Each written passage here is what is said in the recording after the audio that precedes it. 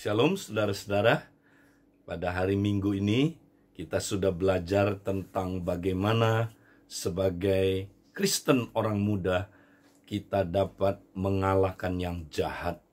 Nah saudara, ketika kita masih Kristen anak, Tuhan belum mengizinkan kita menghadapi tantangan-tantangan yang berat. Tapi ketika kita mulai bertumbuh, semakin menjadi Kristen orang muda, maka saudara, Tuhan memuridkan kita, melatih kita supaya kita bisa mengalahkan yang jahat. Nah, apa artinya mengalahkan yang jahat? Artinya saudara, kita mengalahkan 3 musuh kita yang jahat. Ya, setan disebut yang jahat. Kemudian saudara, juga dunia ini jahat. Dan apalagi yang jahat saudara, keinginan daging kita adalah keinginan yang jahat. Nah saudara, bagaimana supaya kita sebagai Kristen orang muda dapat mengalahkan yang jahat? Nah saudara, kita sudah belajar dari firman Tuhan dalam saudaraku 1 Yohanes pasal yang kedua. Kita belajar dari ayat yang ke-14 sampai dengan ayat yang ke-17. Nah saudara, khususnya ayat yang ke-15 sampai dengan ayat yang ke-17 dikatakan, janganlah kamu mengasihi dunia dan apa yang ada di dalamnya. Jikalau orang mengasihi dunia, maka kasih akan Bapa tidak ada di dalam orang itu. Sebab semua yang ada di dalam dunia, yaitu keinginan daging dan keinginan mata serta keangkuhan hidup, bukanlah berasal dari Bapa, melainkan dari dunia. Dan dunia ini sedang lenyap dengan keinginannya, tetapi orang yang melakukan kehendak Allah tetap hidup selamanya. Nah saudara, cara kita mengalahkan yang jahat, yang pertama adalah Tuhan bilang jangan kita mengasihi dunia ini. Nah dunia yang dimaksud saudara bukanlah kebendaan yang ada, tetapi adalah 3 keinginan, yaitu saudara keinginan daging. Ini adalah saudaraku ya, keinginan nafsu yang ada di dalam tubuh kita saudara, keinginan seks yang berdosa. Kemudian saudaraku, ya ini juga berbicara tentang keinginan untuk saudara kita, saudaraku, menikmati makanan ya dan kerakusan. Ini adalah saudaraku keinginan untuk memenuhi kebutuhan tubuh kita, tetapi dengan rakus. Ya, ini saudaraku disebut gelojoh. Nah, banyak orang saudaraku, mereka bukan makan untuk hidup, tapi hidup untuk makan. Ya, keinginan daging juga berbicara tentang saudara, ya, kenyamanan-kenyamanan dalam tubuh kita. Di mana saudaraku kita mencari kenyamanan menjadi fokus hidup kita. Nah, akibatnya saudara, kita tidak mau lagi saudaraku berubah. Ya, kita nyaman. Kita saudaraku merasakan kenikmatan-kenikmatan dalam tubuh ini. Sehingga ketika Allah menyuruh kita melakukan sesuatu untuk kehendaknya yang harus membuat kita tidak nyaman, kita tidak mau saudara. Nah, kemudian yang kedua adalah keinginan mata. Nah, kita tahu ini berkaitan dengan apa yang kita lihat, yang saudara memberikan sesuatu kepada kita saudara, ya rasa aman. Misalnya kita melihat uang saudara, kita merasa uanglah yang membuat kita aman. Tanpa uang kita tidak bisa hidup. Nah saudara, akhirnya banyak orang cinta uang dan mereka saudara ya ingin memiliki banyak harta supaya hidupnya saudaraku aman. Dia merasa ya saudara, hidup ini ditentukan oleh kelebihan hartanya. Kemudian saudaraku yang ketiga tentunya adalah keangkuhan hidup. Nah ini berbicara tentang saudara ya, kita menyombongkan ya, kita membanggakan prestasi kita, prestise kita ya, ataupun saudara penampilan-penampilan kita. ya. Nah, ada orang yang saudara ya haus akan kekuasaan, haus akan pujian manusia. Inilah yang dimaksud dengan saudara keangkuhan hidup. Nah, 3 hal ini saudara, kalau kita tidak sangkal, kita tidak bawa ke kayu salib, maka 3 hal ini tidak bisa mati. Saudaraku, Yesus datang, dia sudah mati di kayu salib, ya, untuk mengalahkan 3 hal ini untuk kita, saudara. Itu sebabnya kalau kita mau, saudaraku, tidak diikat oleh kejahatan, kita harus membawa 3 hal ini, saudara. Kita sangkal dan kita, saudaraku, bawa ke kayu salib.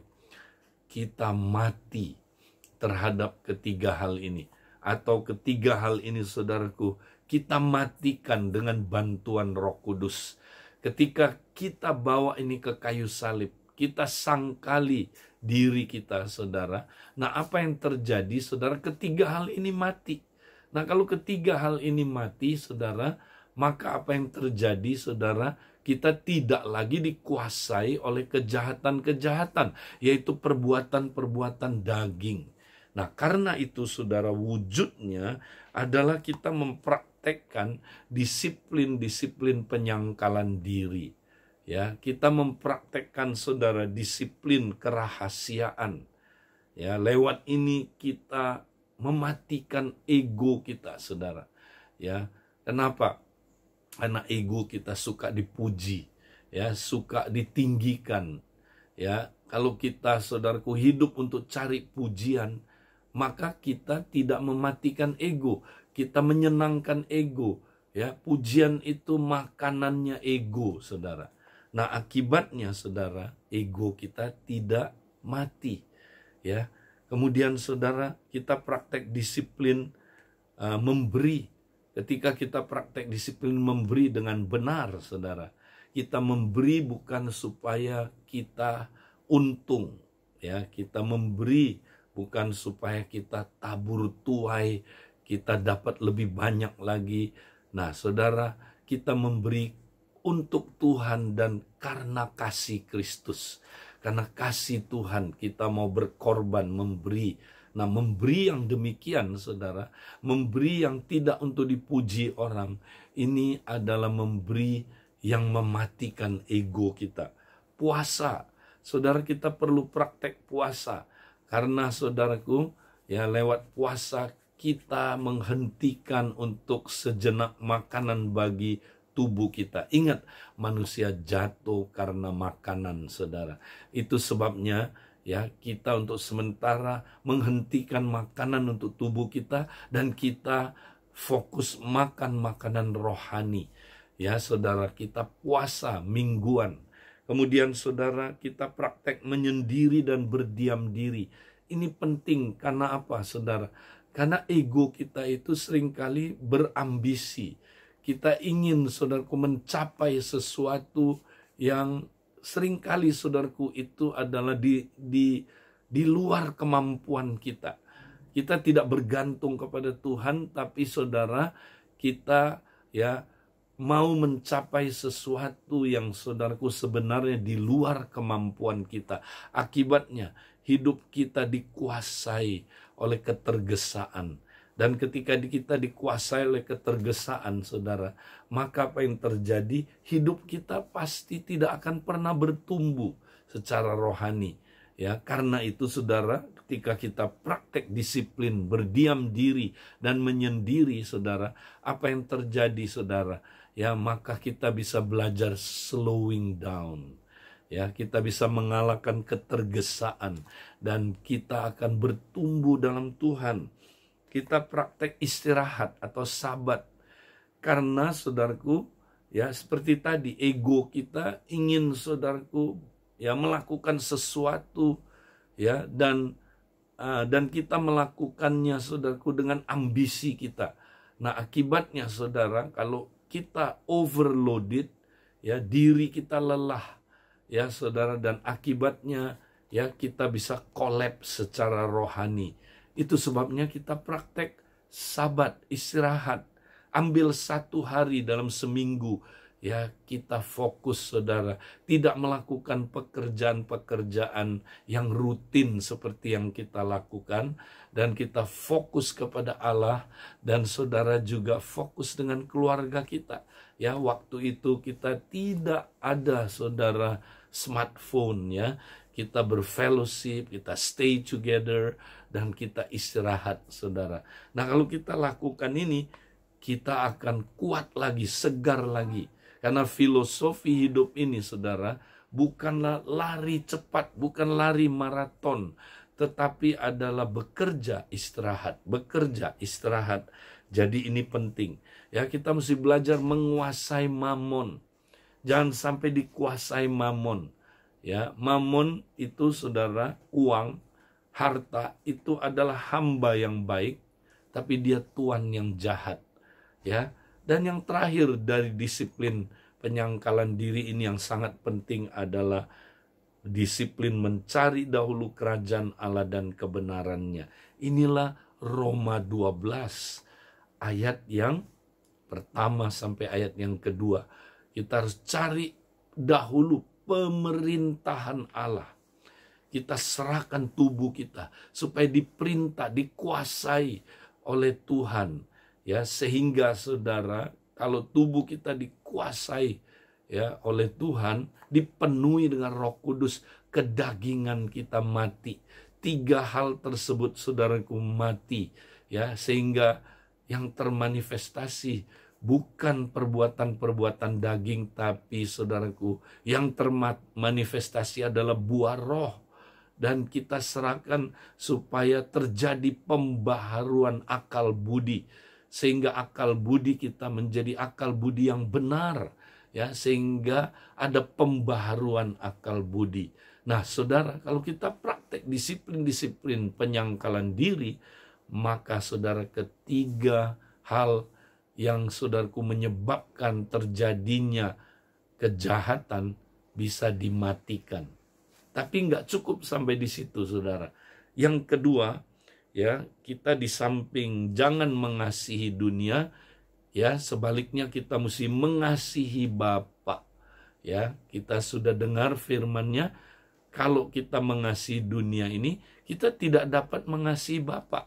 Tapi kalau kita mengasihi Bapa, sebaliknya kita semakin tidak mengasihi dunia ini. Nah, bagaimana kita mengasihi Bapa, saudara? Nah, seperti yang kita sudah dengarkan saudara, Markus 12 ayat 29 sampai 30, ya. Maka saudara, untuk kita bertumbuh dalam mengasihi Bapa, kita mesti praktek hukum yang terutama. Nah, hukum yang terutama itu, ya, dimulai dengan dengarlah hai orang Israel. Nah, sebagai Israel rohani kita perlu dengar ini. Mendengar apa, saudara? Mendengar Tuhan Allah kita. Tuhan itu Allah kita. Nah, Tuhan di sini adalah YHWH. Jadi Allah kita, saudara, namanya YHWH. Ya, ini nama yang diperkenalkan saudaraku kepada Musa, yang artinya aku ada. Jadi Allah kita, saudaraku, namanya aku ada. Dia selalu ada. Dia tidak pernah tidak ada. Ya, dia dari dulu, sekarang, sampai selama-lamanya dia ada. Bahasa Inggrisnya I am. Nah, karena dia hadir terus, saudara, dalam hidup kita, maka kita harus selalu tinggal di hadiratnya. Coram Deo. Kita mesti praktek Coram Deo. Ya, tinggal di hadiratnya dimanapun kita berada. Ya, jadi kita harus mengenal siapa Allah kita. Makin kita mengenal, makin kita, saudara, mengasihi Dia. Ya, nah kemudian kita juga mesti mendengar apa? Tuhan itu Allah kita. Ya, ini artinya apa? Ini perintah yang pertama. Ya, di dalam Keluaran 20 ayat 2 dikatakan, akulah Tuhan YHWH Allahmu, ya, yang membawa engkau keluar dari tanah Mesir, dari tempat perbudakan. Nah, kalau Dia adalah Allah yang begitu mengasihi kita, saudara, ya, seperti Dia membawa orang Israel keluar dari Mesir tanah perbudakan, ya. Dengan apa saudara dia membawa mereka keluar? Dengan menyuruh mereka menyembelih seekor anak domba, darahnya ya ditaruh di ambang pintu, saudara. Itu adalah nubuatan ya tentang Yesus, anak domba Allah yang diutus oleh Allah ke dunia ini, ya, supaya melaluinya kita ditebus dari dosa, saudara, sehingga kita boleh dibebaskan dari perbudakan dosa. Nah, saudara, ini adalah Injil yang kita mesti dengar terus. Kalau kita dengar ini, saudara, maka kita makin mengenal siapa Allah kita. Dan kalau kita makin mengenal, kita makin mengasihi Dia. Nah, ini yang kita mesti dengar terus, saudaraku. Terus, apalagi yang kita mesti dengar? Allah itu, ya, Tuhan itu Esa, ya. Jadi itu yang kita mesti dengar. Tuhan, YHWH itu Esa. Jadi Allah yang kita sembah adalah Allah satu-satunya. Kita tidak menyembah tiga Allah. Kita menyembah satu Allah, tapi yang mempunyai tiga pribadi yang tidak dapat dipisahkan. Bapa, Firman, dan Roh Kudus. Nah, saudara, kita harus tahu ini.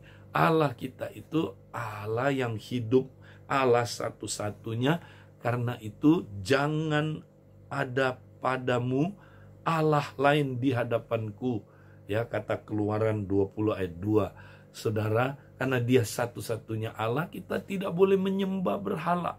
Kita jangan menyembah apapun, karena selain Dia itu bukan Allah yang hidup, jangan kita sembah, ya. Nah, kalau kita dengar ini terus, saudara, bahwa Dia adalah Allah yang hadir, Allah yang ada terus, Dia adalah Allah yang begitu mengasihi kita, yang telah berkorban mengutus anaknya Yesus Kristus mati di kayu salib, menyelamatkan kita dari perbudakan dosa.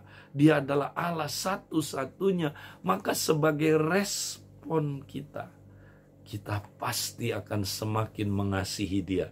Kita akan semakin mengasihi Bapa dengan segenap hati, dengan segenap jiwa, dengan segenap akal budi, dan dengan segenap kekuatan kita. Nah, kalau kita makin bertumbuh dalam kasih, saudara, pasti ya kita akan saudara, tidak mengasihi dunia ini. Semakin tidak mengasihi dunia ini, akibatnya apa, saudara? Kita bisa terlepas dari semua bentuk ikatan kejahatan apapun. Karena itu wujudnya, saudara, untuk kita bisa terus mengasihi Dia, kita perlu praktek disiplin-disiplin keterlibatan, ya. Disiplin keterlibatan ini seperti koram deo. Kita tinggal di hadirat Tuhan terus-terusan. Kita mesti dengar terus, mendengar firman, merenungkan firman, khususnya Injil, bahwa Dia sangat mengasihi kita, bahwa Dia adalah Tuhan satu-satunya, penguasa satu-satunya dari hidup kita. Karena itu kita mau, saudaraku, mengabdi kepada Dia, ya. Dan Dia, saudaraku, juga adalah Allah yang hadir dalam komunitas. Dia memberi kita, saudaraku, makanan rohani, minuman rohani di dalam komunitas. Jadi kita mesti praktek hidup berkomunitas, baru kita bisa semakin mengasihi Dia. Dan kalau kita semakin mengasihi Dia, saudara, kita semakin tidak mengasihi dunia ini. Mari kita praktekkan ini, saudara. Nah, mari kita bahas ini di dalam kompak-kompak, ya. Disiplin-disiplin manakah yang kita sudah praktekkan, ya? Dan disiplin-disiplin mana yang kita sudah praktekkan tapi belum maksimal, perlu ditingkatkan. Nah, saudara, mari kita semangat praktek disiplin rohani ini, kita pasti berbuah. Karena kalau kita tinggal di dalam Kristus, Kristus tinggal di dalam kita, saudara, kita pasti berbuah banyak. Nah, saudara, selamat kita mempraktekannya. Tetap semangat, saudaraku. Mari kita terus bertumbuh dari Kristen anak menjadi Kristen orang muda, dan nanti, saudara, Kita akan banyak membahas di bulan-bulan berikutnya, saudara, bagaimana kita bertumbuh sebagai Kristen Bapak. Tuhan memberkati saudara.